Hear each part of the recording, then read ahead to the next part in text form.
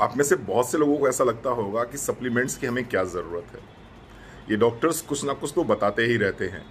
हम तो घर का बना हुआ खाना खाते हैं, स्वस्थ खाते हैं, पोषण युक्त खाना खाते हैं, हमें इस तरह की चीज़ों की कोई ज़रूरत नहीं।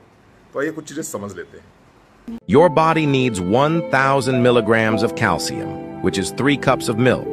Your body needs 6,000 IU of vitamin D daily, which is 30 minutes of sunlight. Your body needs 400 milligrams of magnesium daily, which is 1 cup of almonds. Your body needs 10 milligrams of zinc daily, which is 2 oysters. इसका मतलब ये हुआ कि अगर हमें भरपूर मात्रा में कैल्शियम चाहिए तो 3 गिलास दूध प्रतिदिन लेना पड़ेगा। अगर भरपूर मात्रा में मैग्नीशियम चाहिए तो आपको कम से कम 1 मुट्ठी बादाम प्रतिदिन खाने होंगे। साथ ही साथ में अगर विटामिन डी की पर्याप्त डोज आपको चाहिए तो आपको आधे घंटे धूप में बैठना होगा, और वो भी किस तरह से बैठना होगा, जिस तरह से अंग्रेज सनबाथ लेते हैं।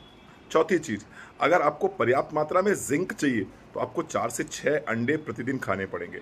अब प्रश्न ये उठता है, क्या आप इतना सब कुछ लेते हैं? अगर इतना सब कुछ लेते हैं तो बिल्कुल निश्चिंत मान के चलिए, आपको किसी प्रकार के किसी सप्लीमेंट की कोई ज़रूरत नहीं है।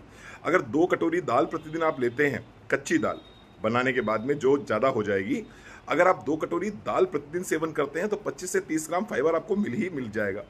अगर आप 1.5 चम्मच 2 चम्मच चिया सीड पर डे लेते हैं तो आपको ओमेगा 3 पर्याप्त मात्रा में मिल ही जाएगा।